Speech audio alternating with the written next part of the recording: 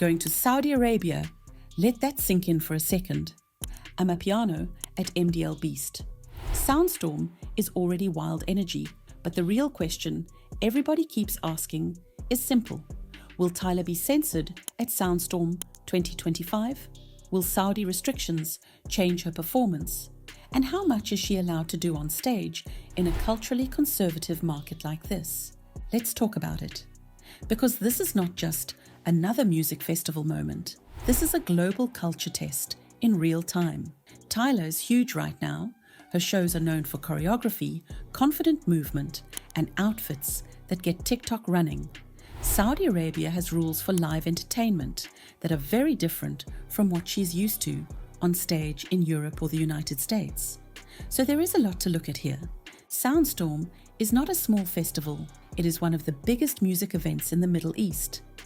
The lineup is stacked this year with names like Post Malone, Eminem, DJ Snake, and a long list of EDM giants. Adding Tyla to that mix is smart programming. She represents global Gen Z energy. But this is where the questions start. Saudi Arabia has cultural limits around clothing and physical expression in live performances.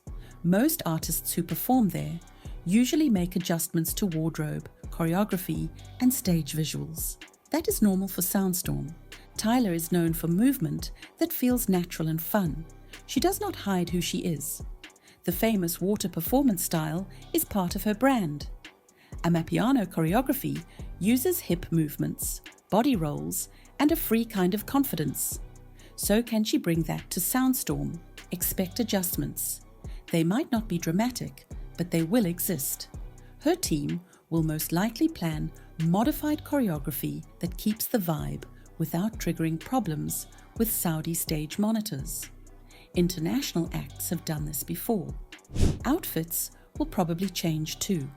Tyla dresses stylish and bold. For Soundstorm, the clothing will lean into classy stage styling rather than revealing fashion. Think covered silhouettes, statement jackets, and performance tights instead of short outfits. Some people ask if this ruins her authenticity. Not really. Artists adapt all the time. They play different sets for TV, award shows, and corporate events. This is part of being a global performer. The bigger story is how significant this moment is for Saudi music fans. Soundstorm is a huge gateway for international artists. It shows how much the entertainment scene in the country is expanding. Saudi restrictions are strict, but shifting. 10 years ago, a festival like this would have never existed. Now fans get global stars live on stage in Riyadh. That is a major cultural shift, and artists like Tyla are part of that timeline. Tyla performing in Saudi Arabia also shows how powerful her international reach has become. She started trending on TikTok. She got global radio. She won awards and charted worldwide. Now she's booked next to Eminem at one of the biggest festivals in the region. That is not minor. That means she is officially mainstream global. People are curious about the set list. Will she perform Water? Will she perform Jump? Will she keep the Amapiano dance breaks that made her famous? Most likely yes, but in controlled versions that respect guidelines for movement. Expect camera angles and stage lighting that keep things cleaner. Many festivals in Saudi work with choreographers in advance to make sure nothing becomes viral for the wrong reasons. The energy will still be there though, because Amapiano is rhythm more than anything. The music itself does not need controversial movement to feel good. Her voice and stage presence carry most of the performance anyway. Tyla has smart management and an experienced label behind her. They know how to prepare for cultural restrictions. They will rehearse variations of choreography made specifically for Soundstorm. They will also choose outfits that look high fashion and performance ready without breaking rules. The audience will still love her. People in Saudi know her songs. TikTok is global. Amapiano has already reached the Middle East. If anything, this is going to expand her fan base even more. There is another interesting layer here. When international artists go to Saudi festivals, there is always a conversation about cultural awareness. Some artists approach it with respect, others try to push boundaries. Tyla seems like someone who respects the space she is in. She is young, but she is strategic. She understands diplomacy and entertainment. She will deliver a great show without needing shock factor.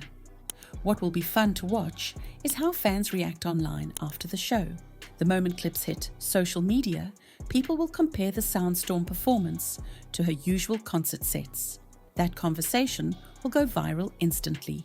Most likely, you will see comments like "she did great, even with restrictions," or "Saudi version of water still goes crazy." People will frame it as a win if everything flows smoothly. There is also the fact that Soundstorm audiences are huge. The production teams go all in on staging, screens, pyro, lighting, and crowd control.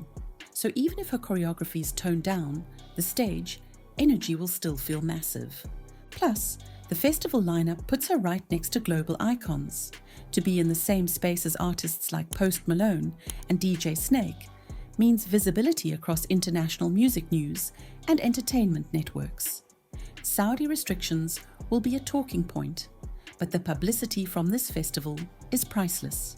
It shows that Tyla is now on the worldwide festival circuit. That matters. The bigger conversation is about cultural flexibility in global music. Artists today perform everywhere. What plays well in London might need a toned-down version in Dubai or Riyadh. That is not censorship in the dramatic sense. It is cultural etiquette and respect for local norms. Tyla will learn from this experience. Her team will document it. There will likely be interviews later where she talks about adapting her show for Saudi culture. Those clips will get attention from music journalists and streaming channels. Fans will want behind-the-scenes content.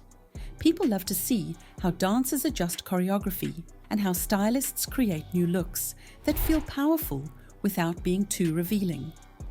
All of that media is marketing fuel. This Soundstorm performance is an important international growth moment for Tyla. It shows she is not limited to Western festivals. She can move into culturally conservative markets with confidence and strategy.